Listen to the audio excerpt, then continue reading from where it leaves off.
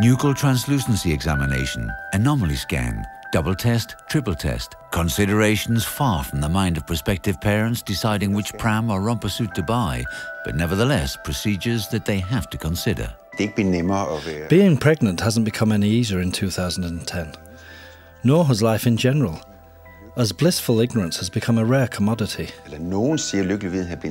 Prenatal diagnosis is a branch of medical science that's evolved at lightning speed over the past 40 years. Today, all pregnant women receive the offer of diagnostic prenatal testing, a series of scans and tests that provide crucial information about the unborn child. The couples themselves didn't request the knowledge. The techniques for gathering this kind of information were developed in laboratories and research environments that show we can learn more and more about what there is inside. It's not so much the risk assessment that's the challenge here. You have to face up to life and your responsibilities, and the possibility that you might have to make a life or death decision. Og det ekstreme ansvar, som man kan have, hvis man skal træffe valget mellem liv og død.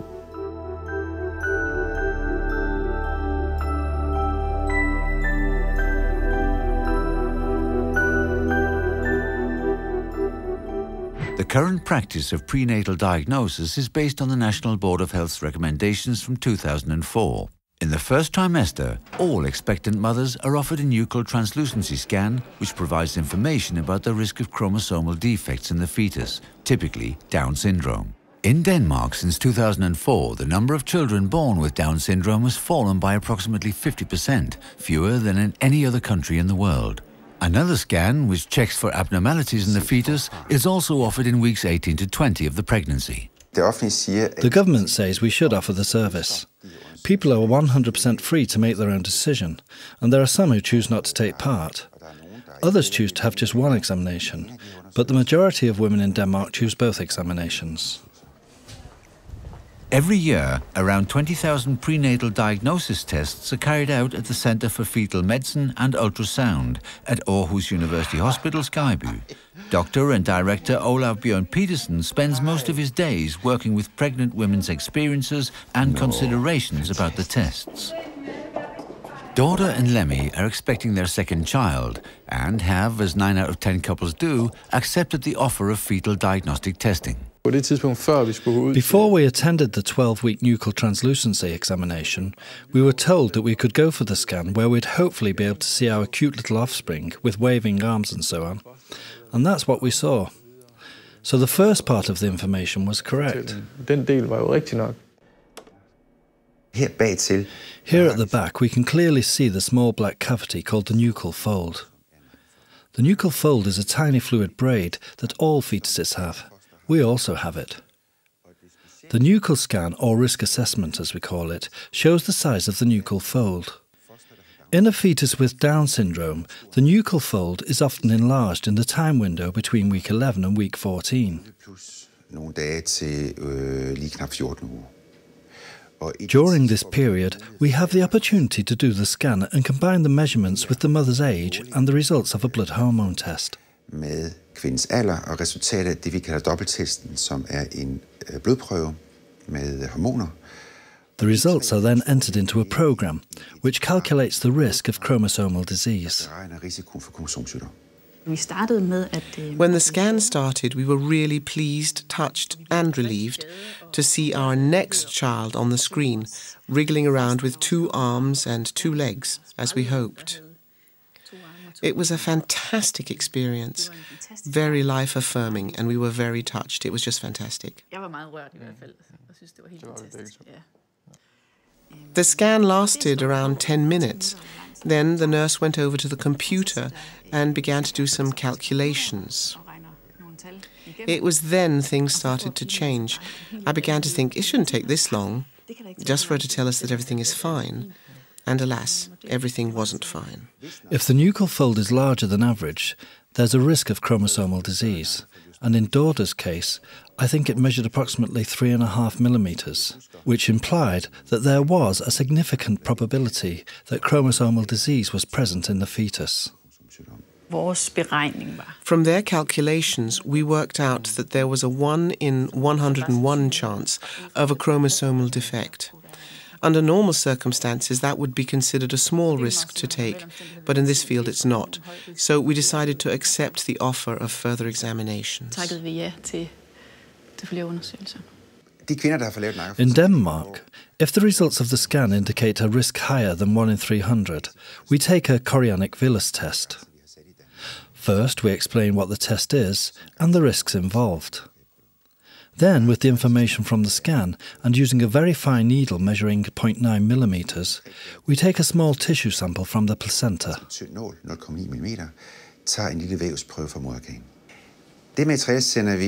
We send the samples to the Genetic Institute for analysis. After 2 days, we get the results of the first test, which is for Down syndrome. The results of this test are very reliable. Then, after approximately 2.5 weeks, we receive the results from the chromosome tests, where all chromosomes have been tested. The 3 days following the biopsy were the longest 3 days of our lives.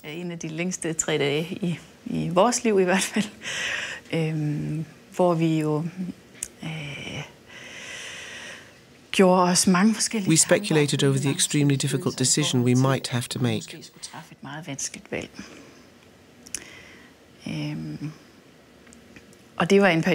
I felt like I'd been put on standby. The pause button had been pressed. Everything hinged on that conversation, which would take place when they rang with the results.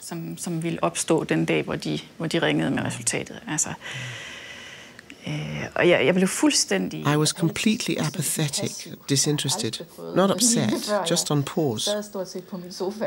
I sat on the sofa, thoughts ran through my mind, but I made no decisions. Time passed very slowly, and that's how it was for 3 days.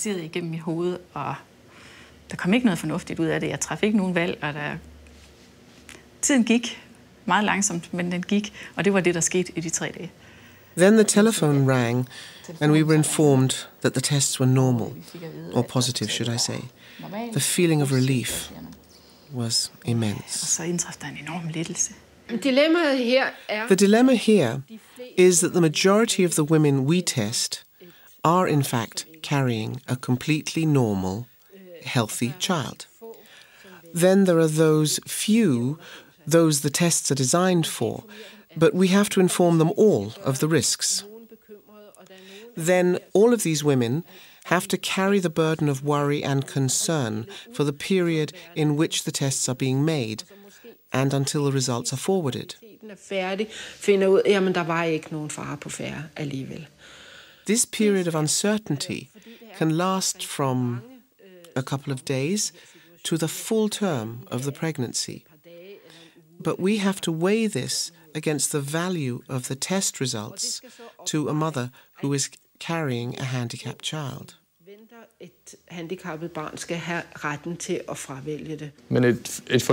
The experience has of course been very traumatizing.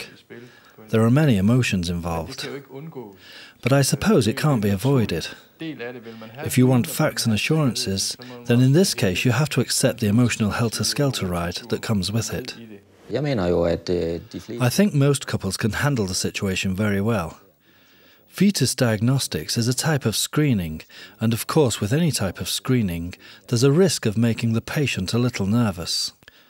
It's important to advise the patients of this in order to avoid unnecessary anxiety. Dorte. Ja. Hej. Velkommen til. Tak skal du have. Velkommen. Vi skal ned på stue 5 hernede for enden. Har det været en lang ventetid? Following the chorionic-villus biopsy, Dorte and Lemmy have accepted the offer of an additional scan. Det var planlagt i dag. What we have planned for today is a malformation scan. It normally takes place in the 19th week, but we've decided to do it today during the 15th week due to the results of the previous scan, which showed that the nuchal fold was larger than normal. Nu kigger jeg lige hurtigt først. I'll take a quick look myself first. Yes, I can see a small beating heart. I can see the little one lying there nose upwards. Næsten i vejret her. And this is the heartbeat. A look inside the womb is both a serious and fascinating event, but it's not only scanning technology that has been developed within the past few years. Brand new techniques within the field of fetal diagnosis are on the doorstep, techniques that pose moral and ethical dilemmas.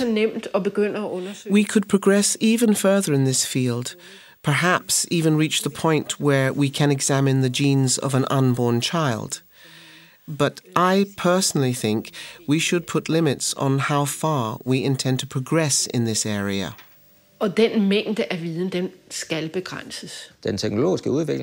Technological development is enabling us to get more and more information within the first 12 weeks of pregnancy, the period in which women are free to decide whether they wish to have an abortion. It begs the question, should we set limits on what we examine, and at which point during the pregnancy the examinations are carried out?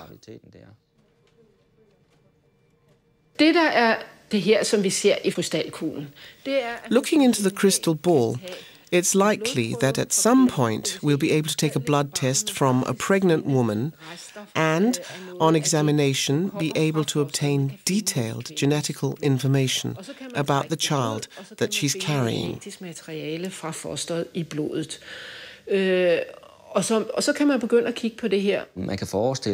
One can envisage things getting out of control in the stride for perfection, where people are able to examine the fetus for anything they like.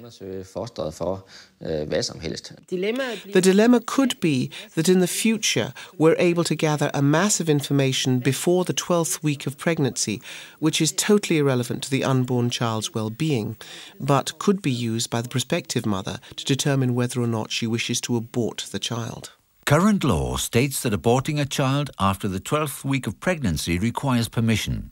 An appeal board may grant permission if there's a high risk, due to hereditary problems or fetal disease, that the child will be born with serious physical or mental disabilities. In 2009, 72 applications for late abortion were rejected and 838 were granted, the largest number on record and part of a steadily upward trend. Unsurprisingly, most applications followed the results of the nuchal scan in the first trimester and the anomaly scan, which is normally carried out during the 18th to 20th week. If we start to examine these things within the first 12 weeks of pregnancy, when a woman can choose to abort because there's a 20% chance of schizophrenia or a 45% chance of heart problems after the age of 50, where will it lead? What can we use this information for?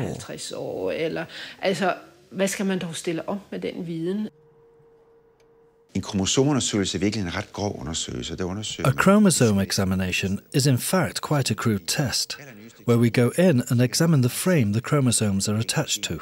If, with the newest available techniques, you go in and closely examine each individual gene, it's plain to see that we're built in very different ways, and that the variation of the norm is immense.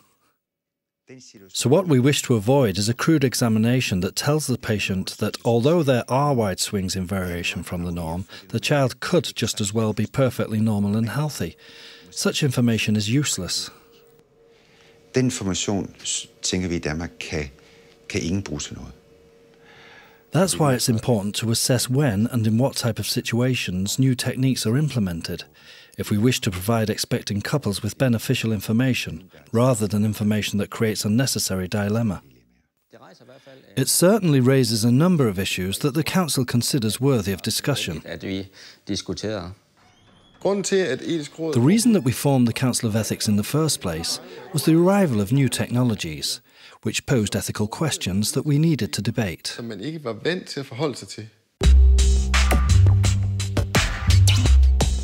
The Danish Council of Ethics was established in 1987 to discuss the ethical implications which occurred as the first test tube baby was born in Denmark. The purpose of the Council is to give advice to Parliament and health authorities, as well as to start or be a part of the debates on bio and gene technologies involving human beings, nature, the environment and food. The 17 voluntary members are appointed by the Minister of Health after recommendation by Parliament and various ministries. They and the chairman are appointed for a 3-year period and can be reappointed once. What impresses me about the Danish Council of Ethics is that all the 17 elected members have their own opinions, ideas and experiences. You'd gather them around a table, and together they're able to reach an independent and qualified conclusion.